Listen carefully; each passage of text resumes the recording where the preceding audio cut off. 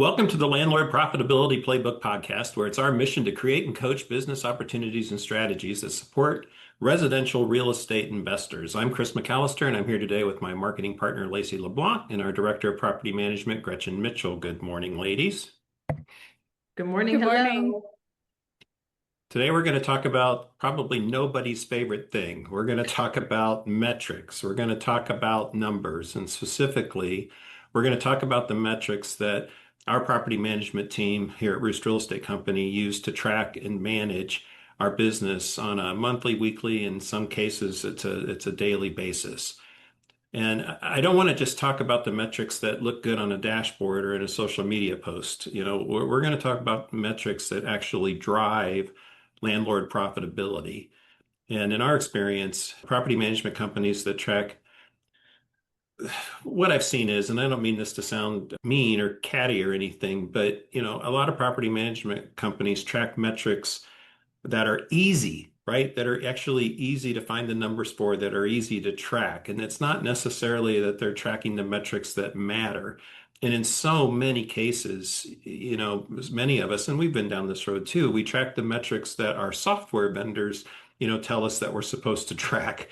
And that may or may not be relevant to what, is going to enhance owner profitability at all. And a lot of traditional metrics that property management industry uses, they sort of lump everything together. And the fact is, owner decisions, portfolio strategy, market cycles, timing, a lot of times these traditional metrics just sort of treat everything the same, and there's no nuance for what's actually happening. And often that result is you got information that looks pretty cool, looks precise, looks great in a social media post, but it's often not useful. And bad information like that, or less than useful information, often leads to poor decisions or no decisions being made at all when, some tough decisions actually need to be made. So I like to think, and Gretchen, if you're going to help me prove this thesis, is that we've taken a different approach at our company. We track metrics that reflect reality. I'd like to think it's not fantasy. And more importantly, we strive to constantly be tracking metrics that directly shape the daily work of our team so that we are doing the right things that affect positively, that give our owners, positive outcomes and more profitability. So that's a whole lot of word salad, and I apologize for that. But we are going to go kind of deep today, and we'll see how that goes. So any first thoughts on this, ladies? Well, it sounds like I might be the only one who's excited about this, but data and metrics and spreadsheets and pivot tables and all the things are what gives me life. That's, like you said, how we make all of our decisions. Gretchen, you have any initial thoughts before we dig in? I think I'm really excited to talk about mostly the things that a lot of owners think matters, but really dive deeper into it so that they understand more of the bigger picture. Yeah, that's a great way to start. So before we get into the individual metrics that we track, can we talk about what we mean by metrics in the context of property management?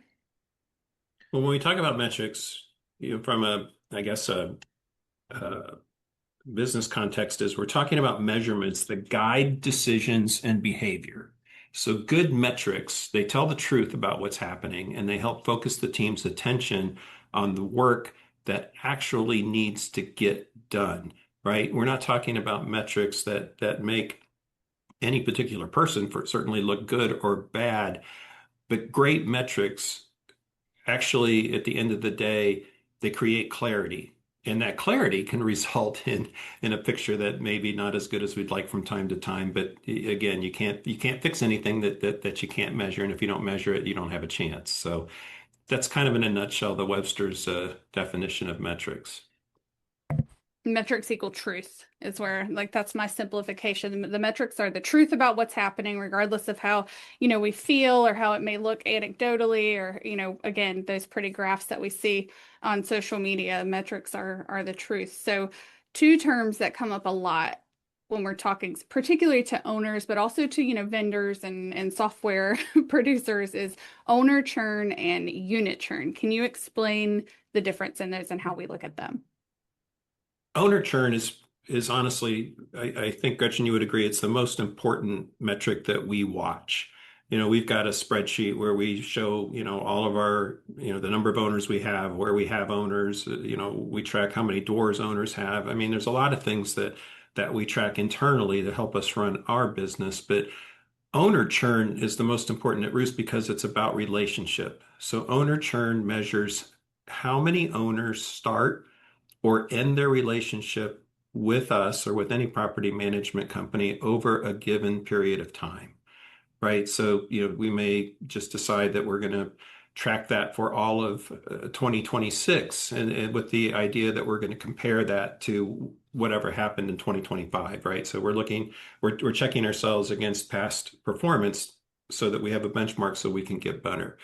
But owner churn is interesting because owners, may leave a company for a lot of different reasons, right? Sometimes, let me just say this, my anxiety goes through the roof anytime we lose an owner, right? And in turn, Gretchen feels it, everybody feels it. We just don't like to lose an owner, right? We've had owners that have been with us for 10 plus years, and that's the greatest thing that you can have in a business like this. But the fact is, we shouldn't beat ourselves up for owners leaving as often as I beat us up for it. But they leave for a lot of reasons. Maybe they're retiring. Maybe they need to rebalance their portfolio. Maybe they've got a particular property that has just always been a problem for them for whatever reason, and it makes sense to sell it. Maybe they're upgrading their properties. Maybe they've got, three or four single family houses and they want to turn those into a down payment on a small apartment building.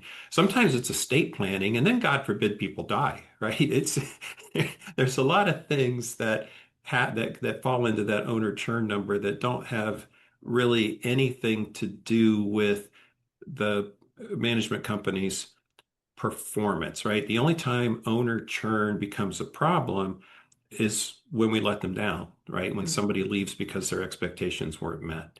So you got to track it, right? So the first one is owner churn, where we talk about churning relationships. And the second big number that you hear a lot about, and this is a critical number for us as well, it's unit churn. So sometimes unit churn or door churn is simply about the property, and it is the property, right? So door churn is about how many units are added or removed from management over the course of a given period of time. And units can come and go even when the owner relationship stays intact. And that's especially, common for owners with larger portfolios. So, you'll hear a lot of property management companies talk about, their churn is very, very low and so forth. And that very well may be the case, but what you don't understand in that number is, regardless of how big or small the number is, how much of that churn was about the positive experience that the owner was experiencing with that company, right? An owner is going to reposition their portfolio, buy more, trade up, whatever, if they're making money and if they feel good about their property management relationship. So again, we track both. We track owner churn because relationships are the business, and we track the unit churn, the door churn, because those properties are the assets that are within those relationships. Does that make sense? Yeah, I think we Absolutely. track both and we track the context around Mhm. both, right? Right. So again, owner churn, both of these, owner churn, unit churn, are, I think, imply they have a negative connotation, right? But that's just not always the case. I think that's a really important distinction to make. Gretchen, I think this one's for you because you mentioned it right at the beginning, but let's talk about why the wrong metrics can be damaging. So what is the danger for landlords and investors specifically when they are relying on the wrong metrics? So sometimes they can be focusing on the wrong things. If they do this, a lot of times owners will chase occupancy instead of cash flow. They pressure managers on the vacancy. Sometimes it's outside of the manager's control, whether it's the time of year, whatever it may be. But over time, it will lead to frustration. But we try to show owners the bigger picture of their portfolio. Yes, this is vacant, but hey, we got this person to sign a renewal and we increased the rent for you. And we are advertising this one. So if they do only focus on the vacant unit, sometimes they can neglect other things that are going on in their portfolio. Sometimes it's really their main focus. I mean, a bad a bad number, a bad metric can cause you to focus on things that aren't going to improve your overall profitability. Right. Now, granted, we're talking about owners that have, tend to have more than one property. But nevertheless, depending on what you're focusing on, obviously a vacancy can be caused by a lot of different things, including an owner decision, right? Whereas when it comes down to actually collecting rent and making sure that property performs over the course of the lease period and beyond, I think that's far more of the manager's. The manager can affect that, right? The tenant relations can affect that. But as an owner out there, when you are focusing on, quote, the wrong metrics, you run the risk of it demoralizes the property manager because I have yet to meet a property manager who isn't doing the best they can. But when they're playing a game that they can't win, and there's rules that just flat out don't apply to this situation. I think it's why we actually see as much churn amongst property managers in our business as we do amongst owners and doors. Yeah, how does that relate to how we think about churn at Roost? We are always willing to be measured on churn, right? As long as it's attributed properly. I want to define churn. I want to get it out there in the world, but I also don't want to come off as overly defensive either. We fully own churn caused by mistakes, dissatisfaction, owner alignment, right? Misalignment. Even if it turns out that we're not well aligned either early on or several weeks, months, years on with an owner, we still own that, right? We're the ones that signed that PMA, as much as the owner did. And so we will fully own churn trust by, anything that we do wrong, we'll fall on our sword, we'll admit it in public. We're very transparent in that regard, probably more so than honestly that we should be. But we don't believe it's fair or useful, to treat portfolio sales or planned exits as failures. And that gets back to the whole difference between door churn, unit churn, and owner churn. It it's crushing for us to lose an owner. We do value the relationship. We want to do the best we can for them, but sometimes things happen. But it's not something we take lightly. I feel like it's kind of like measuring the performance of like a funeral home based on churn, right? If that's part of the plan all along. If it's built in, I mean, we help people manage their portfolios, right? We help people see that with their futures. This is not just about property management.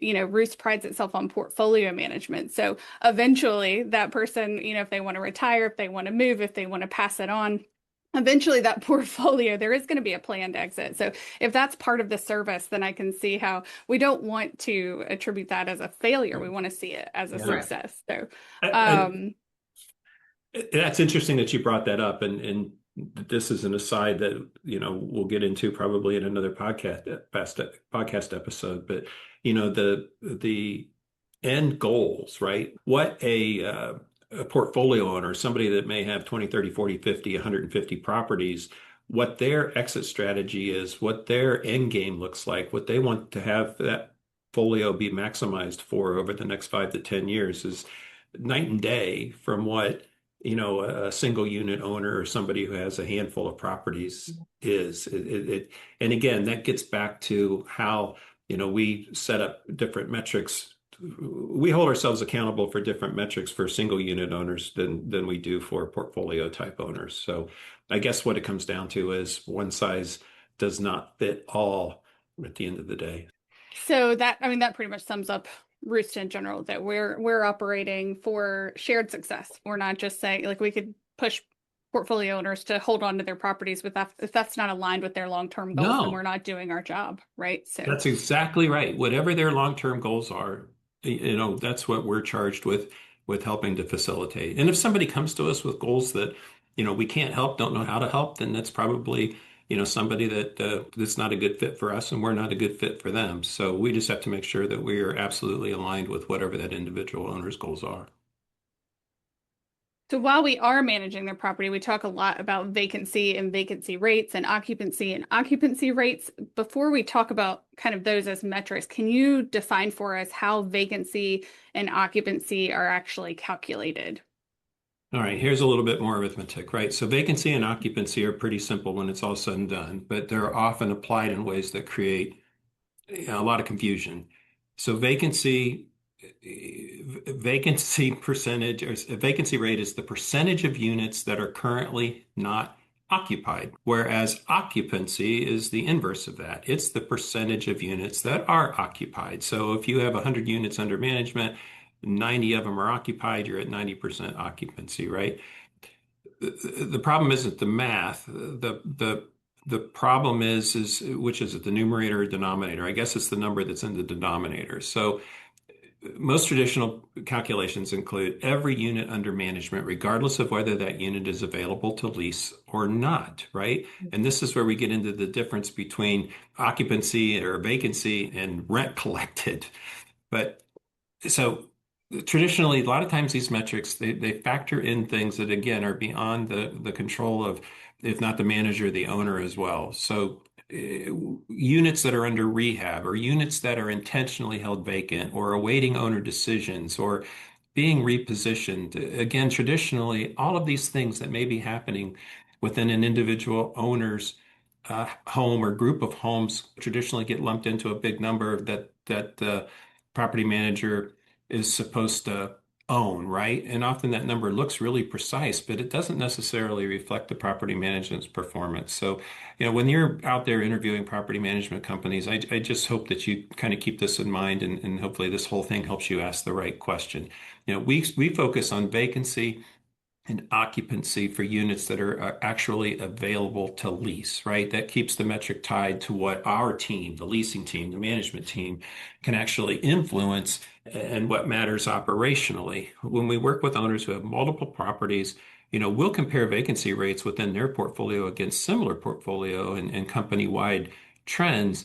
But you're never going to see us put one giant number out there celebrating the fact that at this one moment in time, we were at 99% occupancy or 0.1% vacancy, I guess.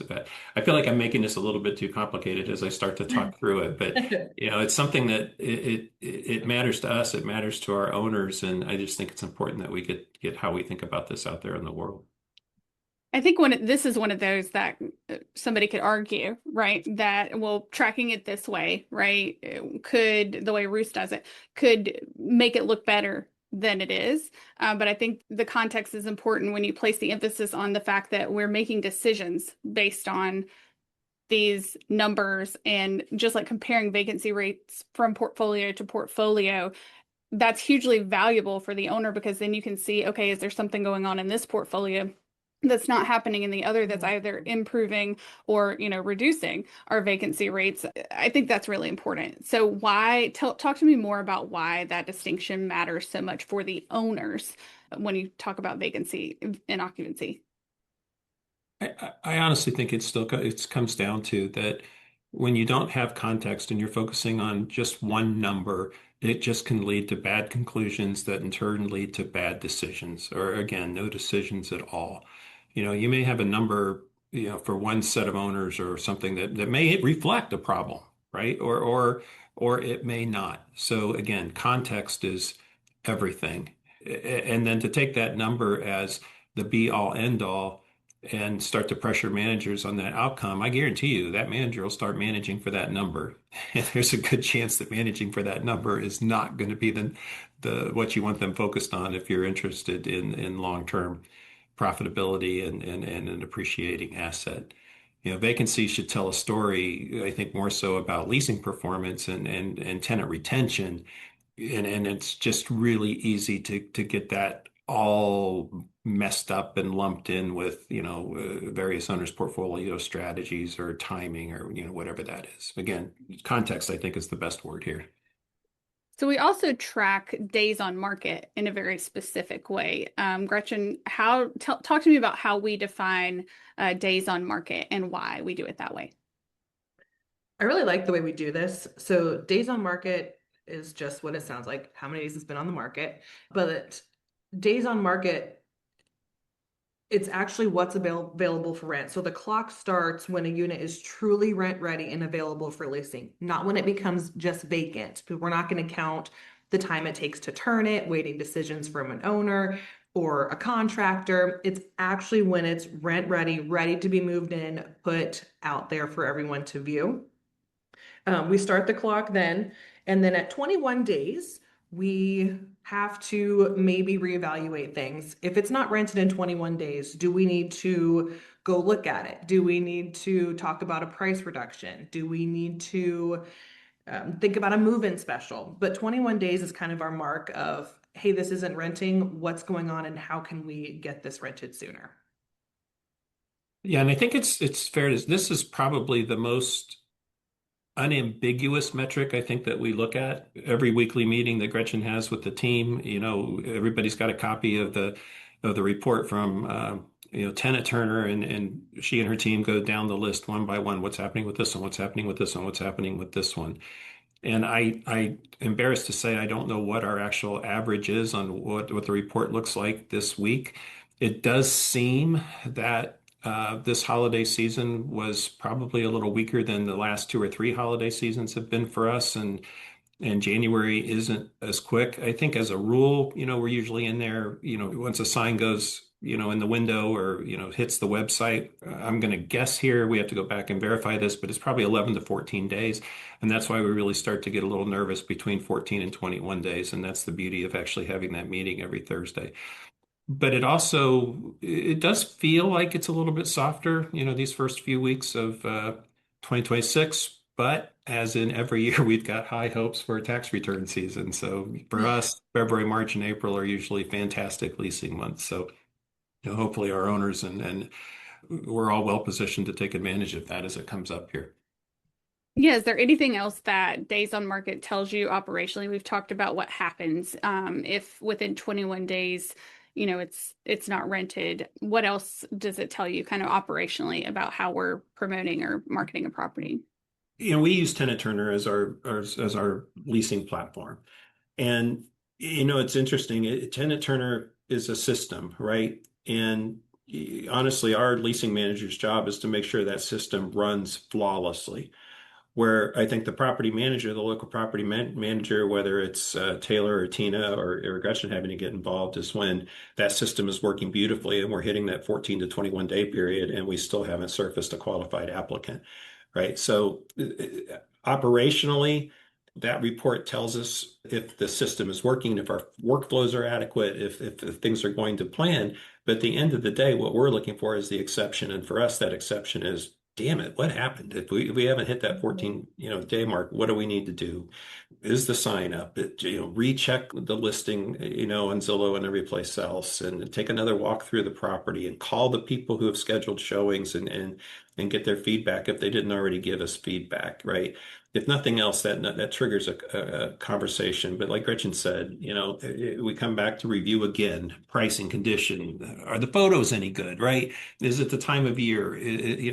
There's a lot of different things, but that goes back to we have to use these metrics as a way to drill down to the individual door. That's the issue, and that we believe is the best way to use metrics and work metrics is to actually use them to figure out what the exception is so we can fix it. Yeah, and big picture wise, right? It tells you a lot about kind of the current market conditions. So if you start to see trends there, I mean, markets change constantly. Normally it's slow, right? And so you kind of have your finger on the pulse. But I feel like, when these things start to change, when you start to see more trends, that can really help keep your finger on the pulse of the market condition, the market itself, when it comes to rentals as well. And we're doing some other things too to sort of enhance the whole experience. We're starting to use a company called Planomatic to get professional pictures taken on all of our listings and so forth. And I guess I think that's really cool. I think it's in great service to the owners. It's in great service to the prospective applicants. It's more transparent. It tells a better story, et cetera, et cetera. But I have no illusions that Planomatic is suddenly going to make everything rent 7 days faster Right. on average. No matter how well we improve the marketing or, the showcasing of individual properties for rent. At the end of the day, it still comes down to managing that leasing process, having that partnership with the owner, where we can have an honest conversation about what the, current rent rates are, how that house stacks up to the neighborhood standards, et cetera. The metric's important. It forces us to drill down, but at the end of the day, it's what we do as a team to get that property rented that matters. Nothing else does. Yeah, you're gonna know. Roost is gonna know if adding better pictures magically improves or speeds up the rental process, right? Not counting on it, but if it happens, I take comfort in the fact that as a property management company, you're gonna know because you keep an eye on this every single week. You have a meeting. So we talked about days on market doesn't include time to turn. So let's define time to turn and talk about what that includes. Gretchen, you take this one, huh? The time to turn is the period between a tenant moving out to being rent ready again. So that includes the initial walkthrough and inspection, the lock change, getting the scope, talking with contractors, getting it all approved, and then getting the work actually done. So it does sometimes take a while to turn. You would be surprised that the size of the scope does matter. Contractor availability always matters, getting it scheduled. Sometimes we can do it in-house. Sometimes we do have to contract it out.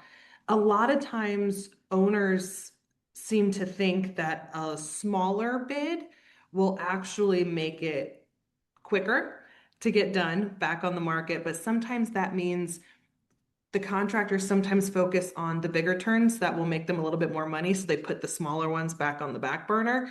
And the larger ones, the higher quality bids, tend to move quickly because you have a different contractor with a different mindset of let's go in, let's get this done, let's make it pretty. I'm going to make a lot of money on this.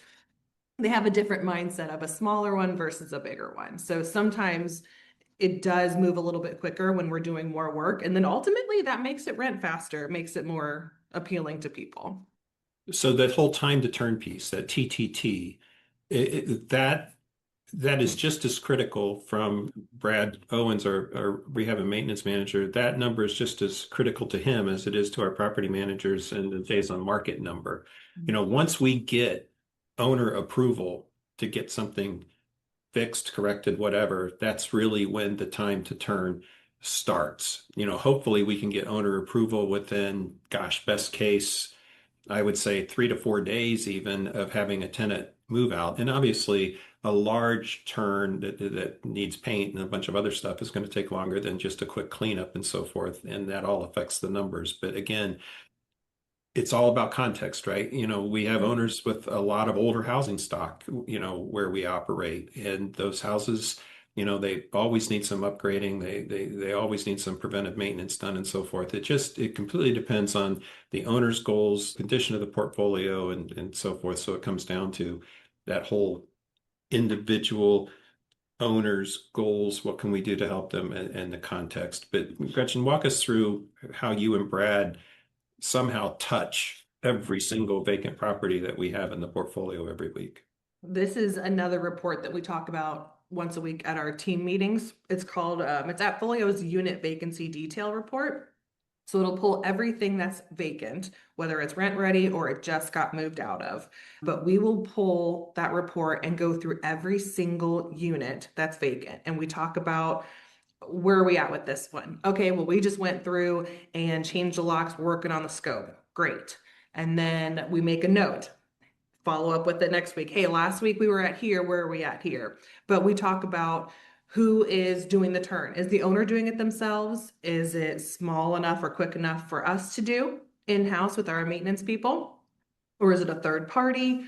But we discuss each one, and maybe some of the owners are holding it, and maybe they want to tackle it in the spring, so it's winterized. But we talk about every single one, and not only do we talk about what's being turned right now, but what's almost ready to go. That way, our property manager can reach out to the owner and start talking about the marketing details while it's in its final stages, so it cuts that time a little bit from rent ready to actually on the market.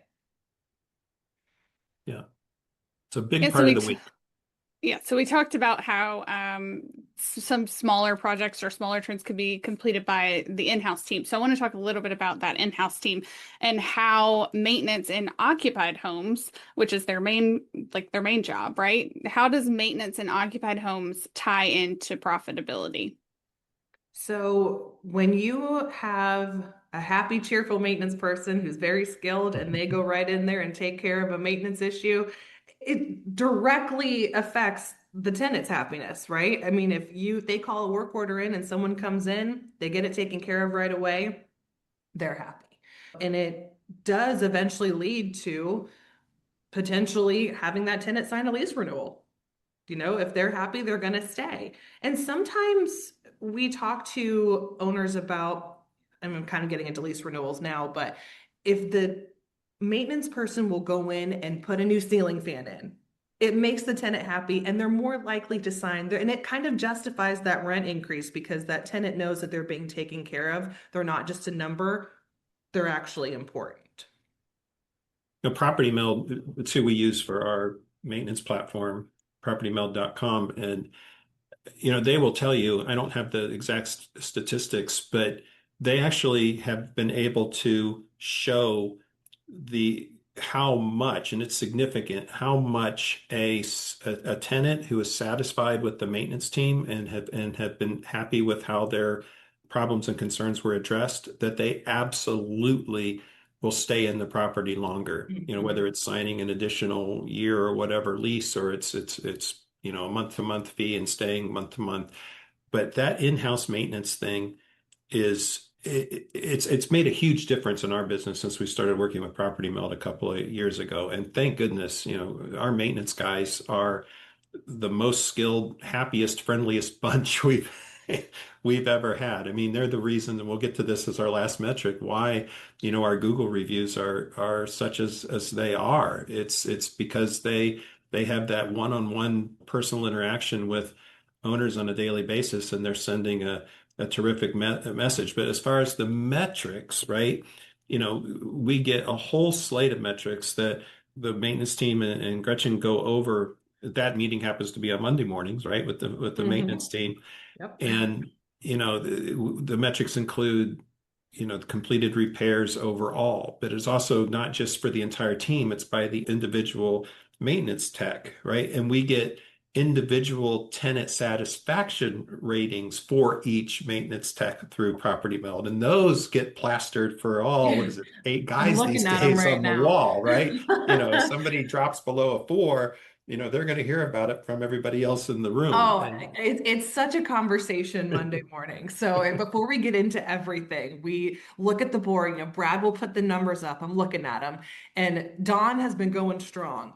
4.44 for the last 3 weeks. He dropped down to a 4.34, and the guys will never let him hear the end of it. And William bumped up by he went from 3 to a 1.47. And then the fun part about it is, yes, they'll give each other a hard time and they'll congratulate each other, but the winner always gets to pick what special treat I bring in for them on Monday during the meeting. It is a long meeting, and if we have cookies or a snack, it's much easier. But yeah, the winner always gets to pick. So they love it. I mean, it's a competition between them, and so it's nice to see them. They really care about it. we have metrics that drive the treat selection. See, Yes, we we have do. metrics for everything. There are metrics for everything. I think that's a really fun point, and I think it's important because I think I mentioned in another podcast I recorded, Chris, about how when I came for Christmas with Roost, for the first time I got to meet kind of the maintenance team and how happy they all were and how engaged and how like invested in Roost they were. They were like, it's like a family up there. And we talk about how, higher renewal rates, fewer escalations, maintenance is really a retention strategy for owners, for the property manager, Roost, we really emphasize maintenance and it helps with Google reviews. And so that's advantageous to us. But I've never heard anybody talk about, maintenance technician retention. But I imagine that by tracking some of these metrics and by incentivizing them and by rewarding them, and even probably by, making fun of people who drop down a tenth of a point each week, that you're really creating kind of an environment for maintenance technicians to thrive too. And that probably really impacts retention of those folks, which has benefits obviously for Roost, but for the owners and for the tenants. I mean, what tenant doesn't want to see the same guy that they raved about on Google last time show up to fix the next thing? So I think that's a really interesting point that you make. But we talked about leasing, right? So let's go back to the leasing activity. Can you explain what Tenant Turner does when it comes to the leasing activity data? Tenant Turner will give us real-time visibility of leasing. So we can see how many leads we had, we can see how many showings we had, if they didn't show up for the showings, feedback. They can provide, a 1 out of 5 rating, and then they can leave comments of the people who saw it. That's when they also automatically get an application.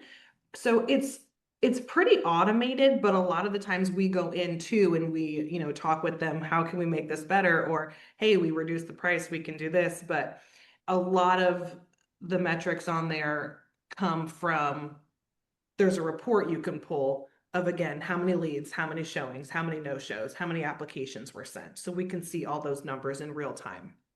Yeah, we can see how it's performing online. We can Yes. see how the tenant turner boxes are working. It's this property meld has been a change for our business. Tenant turner was the second biggest change for our business, honestly, over the past 3 years or so that we really started to understand how to use it and how to watch the metrics, right? So that we can make better decisions in a more timely manner, I guess, right? I think that's probably it.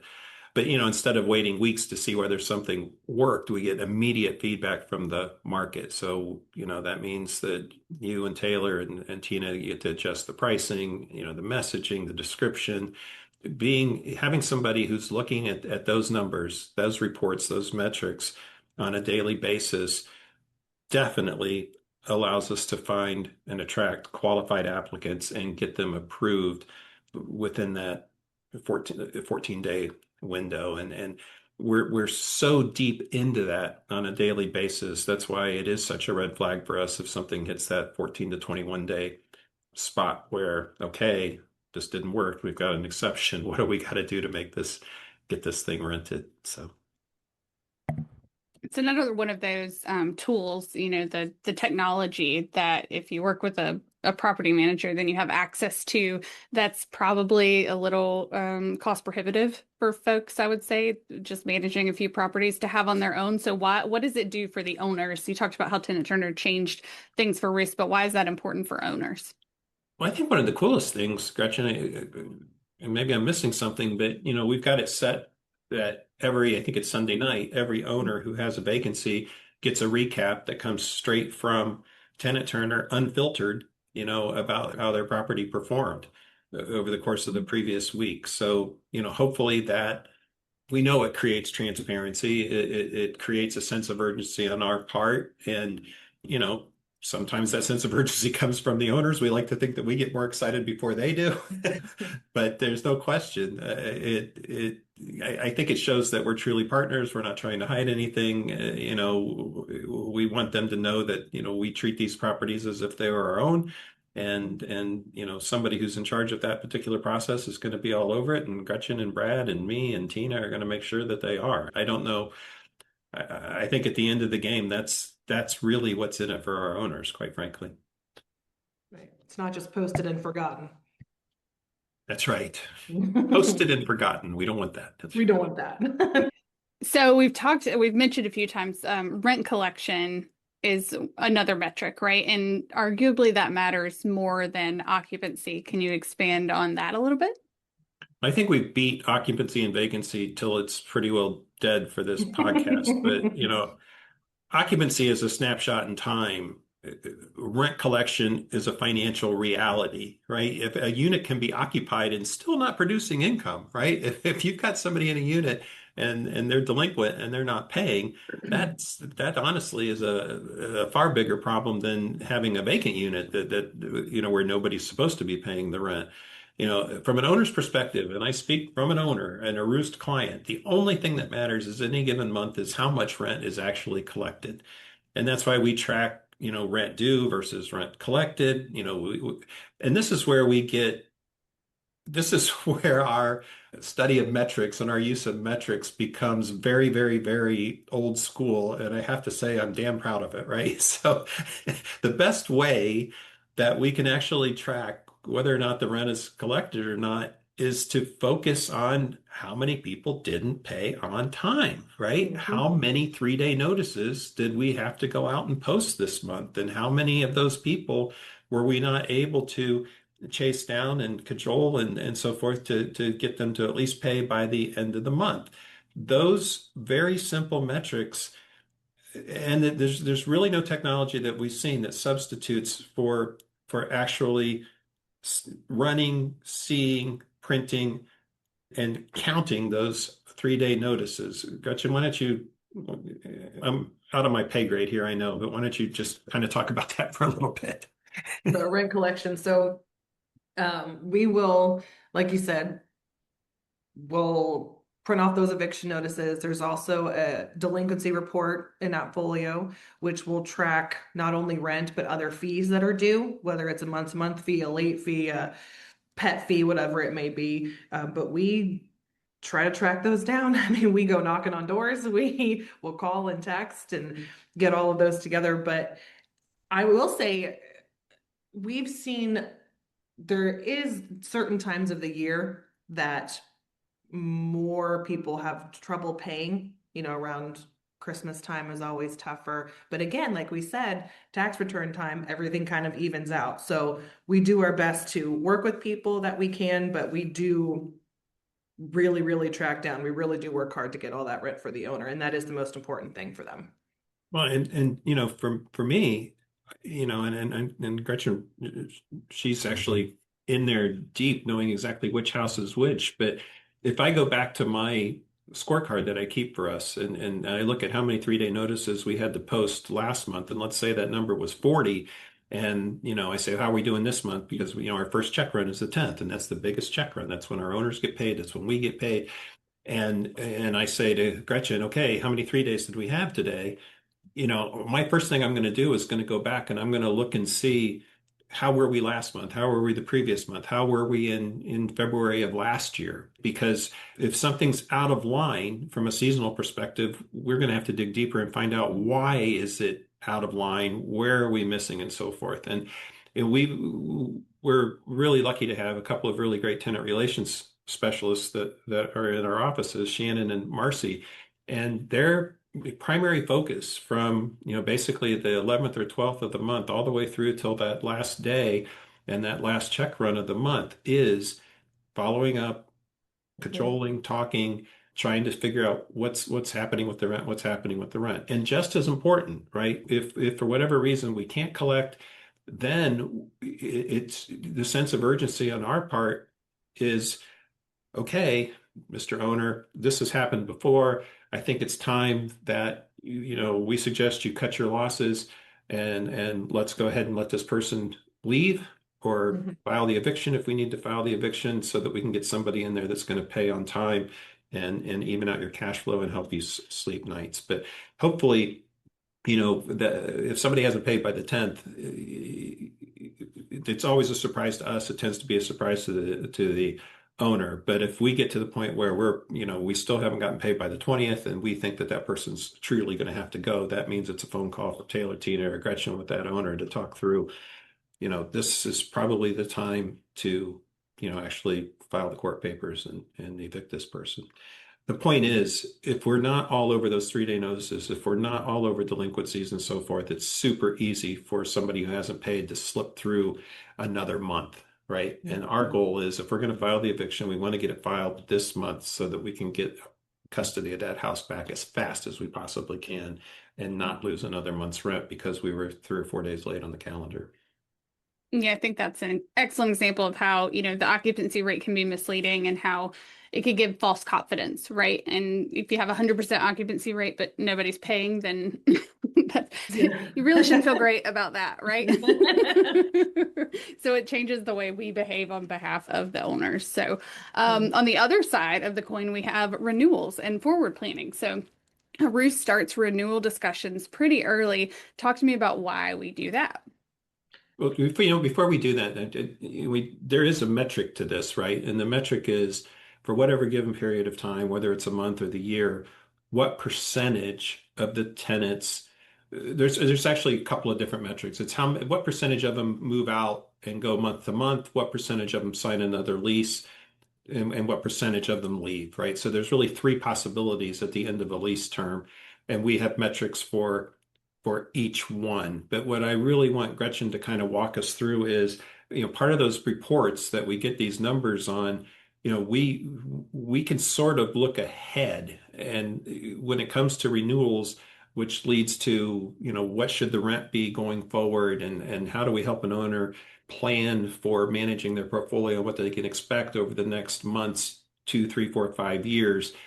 This kind of gets me excited, and it's going to bore everybody to death. So Gretchen, tell us, why do we start the renewal process so early? So our goal is about 120 days out.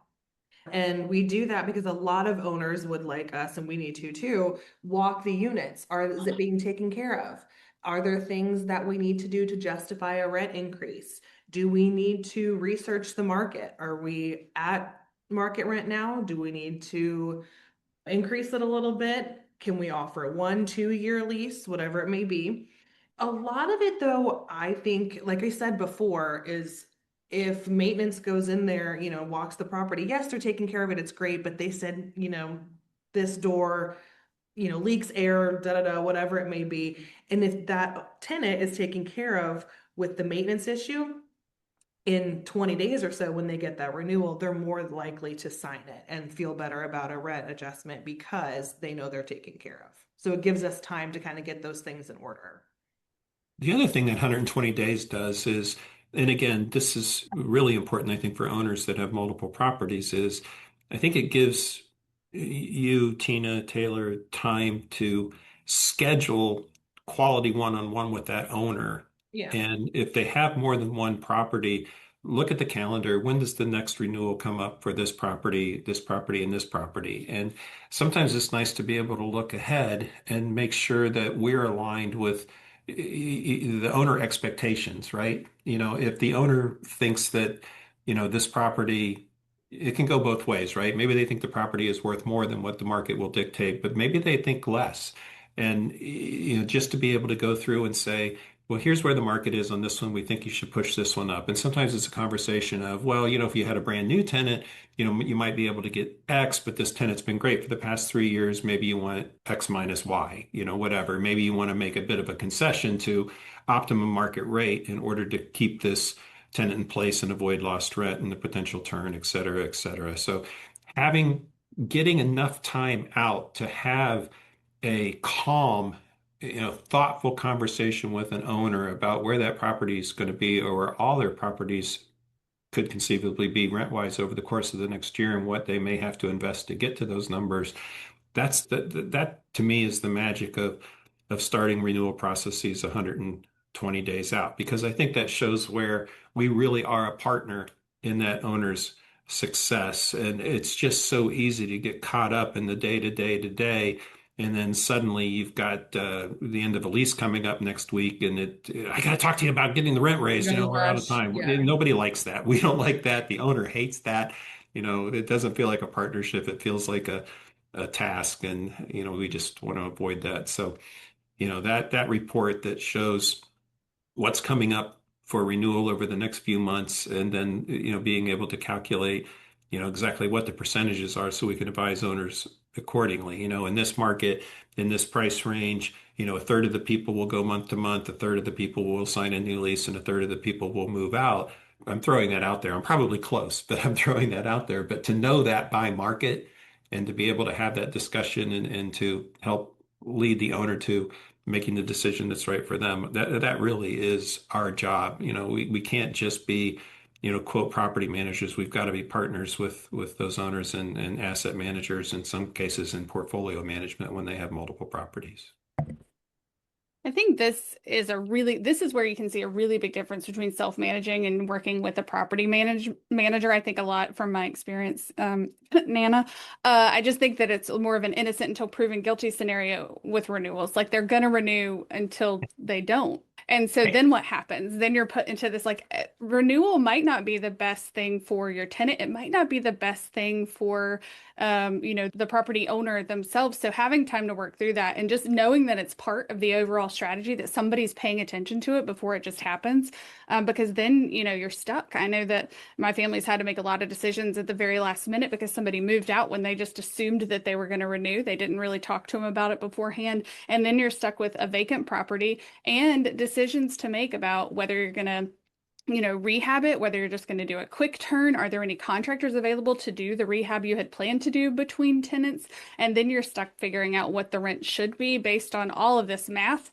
So I think that just working with somebody who has a strategy around renewals and treats it as a smaller part of a much bigger picture is huge. And I see a big difference for people who are self-managing versus working with a property manager who also has that bigger picture data, right? So one of the things that's really becoming clear to me about this is when you work with data and metrics, sample size matters, right? If you have 10 properties, that's great. You can compare what this property is doing to that property. But if you work with a property manager that has hundreds of properties, then they're far more likely to see those trends earlier. They're far more likely to identify, based on what is happening with other properties, they can apply that to your properties and how they're able to rent them faster or save money on turns or, get more renewals or, the whole nine. So that's really what's kind of become clear to me throughout this conversation is that sample size matters and kind of working with a property manager helps to, speed up some of these, I won't want to say mistakes, but some of these processes and to apply other successes to your properties as, those things come up with your properties is huge. But let's talk, we mentioned earlier about Google reviews and culture. And, a lot of companies, I don't think include these type of culture metrics in their overall metrics that they share with folks. Why does Roost focus so intently on that? And why do we track Google reviews as a core metric?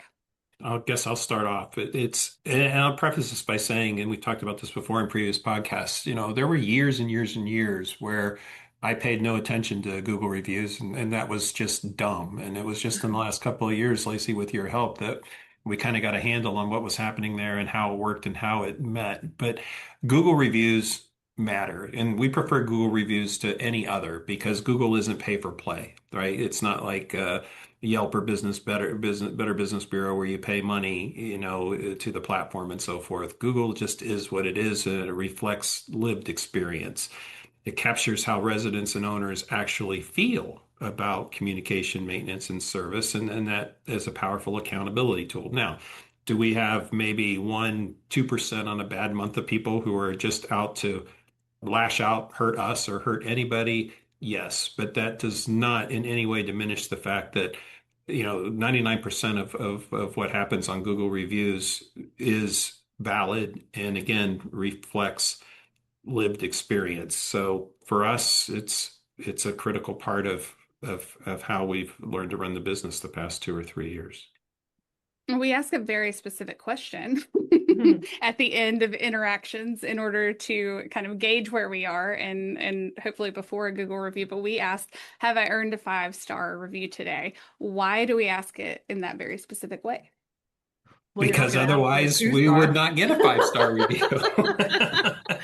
Hey, can I have a Right? 3-star review today? Can Did I I have a do three good? star review? I Gretchen, don't didn't feel you great about the ask service I somebody provided for a today. review and they gave you 4 stars? Because we talked about how 4 stars used to be like the max stars. It was like 2 thumbs up. You don't have more than 2 thumbs. And like back when 4 stars was like a great review, but like you got a 4-star review instead of 5 because you didn't specifically ask for it. And they were thrilled. Their Google review was, we are Well, thrilled with the service. It's fantastic that somehow it was only 4 stars. well, I mean, we always ask the question, and we ask all of our folks, have I earned a 5-star review today? It frames the service as intentional. It reminds the team that every interaction matters. But that's also why, when you go check us out on Google, I think we're running a 4.7 or a 4.8. I think Columbus might be a 4.7 or a 4.8, and Springfield might be the other one. But what you're going to see is tons and tons and tons of 5-star reviews and then a smattering of 1-star reviews. I don't believe we have ever had maybe a handful of reviews that were 2 or 3. It tends to be five or one thumbs up or thumb down, but that's where you really have to go in because, and again, this goes back to the quality and the orientation of the maintenance guys. There's always words next to those, 5-star reviews, right? And they'll say something nice or what they appreciated, and that's valid feedback regardless. But you know, Gretchen hates it when we get a 1-star review because I can't handle it. It freaks me out. And when we do receive negative reviews or a 1-star review, we do the best we possibly can to respond quickly and absolutely honestly. And usually the team knows who the disgruntled tenants are, for whatever reason. In many cases, it's because they haven't paid the rent and they're hearing from us about when they're going to pay, or maybe they've already had an eviction filed, or it could be any number of reasons. But if there is any place, any grain of truth, and that's not even the right word, if there's any sense in any less than 5-star review that we didn't live up to our obligation to that owner or tenant, I really believe that we do the best we possibly can when we're wrong to say we're wrong and say how we either already fixed it or we're going to fix it. If the review is inaccurate, we're going to explain why it's inaccurate. We're not going to just say, yeah, we're sorry we screwed up if we didn't screw up, and again, sometimes you have people, you don't know what's going on in their lives and so forth, but they lash out. The other thing that we've had happen is sometimes the 1-star reviews are not coming from anybody who's on the lease, but which is a whole nother issue in and of itself. But if that's the case, and we don't have any history with this person or even with the person who's on the lease, we're going to respond and say that. So if we did something wrong, you're going to see it. We're going to say exactly what we need to do about it. We're going to encourage them to call Gretchen directly if that's where it needs to go. And, we're going to be transparent. We're going to be embarrassed. We're going to get it out there, but we're never, ever going to let a single star or a less than 5-star review go unanswered. And I think focusing on that metric, that 4748, and actually in Florida, I think we've got like 40 or 55-star reviews now for Reno, which is just fantastic. But we get super excited when we get the 5 stars, but there's a 5-alarm fire drill when a 1-star comes through. And Gretchen, sadly, is always on the other end of that conversation. But you're right. Most of the time, we know exactly the situation and we just respond appropriately. Either we're wrong or You're wrong. Explain what happened. Yeah, I wasn't going to say it like that, but yeah, you're wrong or we're wrong. Well, it's not even so much you're wrong, but we do use an opportunity to say what we did right because we want any owner who's checking us out, current or future owner, to say, oh, well, that makes perfect sense. I don't know what else I would have done. If I was doing this myself, that's what I would have done. Yeah. That's a lot of math, a lot of numbers. Transparency builds trust over time, right? So just being transparent with folks and letting people know, good, bad, or otherwise, that you're going to tell the truth about it and be upfront about it. I think is what builds trust. I think this is also another scenario where it's a kind of a chicken and egg, where we talked about, the maintenance technicians and how having those metrics impacts their performance. I think, knowing that you're going to come into the office or go out into the field and do your job and then ask, have I earned a 5-star review today? Sets the mindset and the tone and, your intentions for the job that you're about to do. So I think that's a really important part of the process. And the data at that point kind of impacts the data in a very cyclical way. Yeah. So I think that's something that not everybody has. And the Google reviews are independent of the property mill reviews. So if a maintenance tech goes in and it didn't go well, right, or they couldn't fix it, or the tenant was very upset or whatever, they're probably not going to ask that tenant for a 5-star review, but that tenant is still going to get a text message asking them to rate the performance of that tech. Google reviews are a completely separate metric that tells in some much larger story really than even the property mill numbers do. So anyway. Yeah, I mean, I think that a lot of companies, and maybe there was some of this initially, Chris, before we got Google reviews set up, there's a fear there. What are people going to say? And then you can't change it, right? Like that, this is a very transparent Oh process yeah, that you Google can't make has, and Google you can't reviews make it go go away. away. No. You can't change it. So the what ifs can be overwhelming, I think, if you have a fear of how your technicians or your people on the phone or your leasing managers are performing. So I think that just having it in place and putting such an emphasis on it says a lot about the confidence that you have in Roost, that we all have in our processes and our services and the intentions of everybody and capabilities of everyone who works at Roost. We're not afraid to ask the question. We're not afraid to put that out there. We want people to see, because we've worked really hard to make this an enjoyable experience for everyone involved, and we're happy to show that. Well, let's tie this up today. So when you step back and you look at all of this together, the point is not that Bruce tracks more metrics than any other property management company, because I guarantee you we don't. But the point is that we strive to track the right metrics consistently, day after day, week after week, month after month, year after year. We don't have any metrics of the moment, right? If it's not something that is a number that's going to assist with profitability for the next 25 years, then we're likely not going to count it. Metrics should always help owners and managers make better decisions. They should create clarity, not confusion. They should separate what can be influenced from what cannot. And they should reflect how real portfolios actually operate in the real world. When metrics ignore context, everybody loses. Owners will start to get misleading information. Managers will get evaluated on outcomes they can't control. Decisions get delayed or made for the wrong reasons, and this erodes trust and it erodes landlord profitability. So we really strive to look at metrics that, do the opposite of that. Ours hopefully focus on, attention on the leasing performance, the maintenance execution. We look at cash flow, we look at renewal planning, communication, everything that we look at.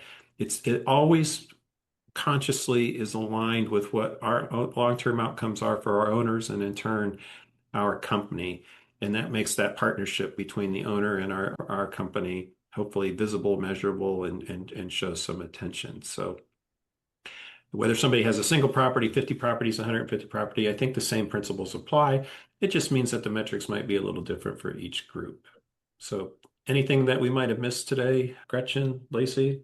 We hit a lot today. This was a We hit long it a episode. lot. I think we got it. As the resident nerd who loves all of this, I think we did a great job.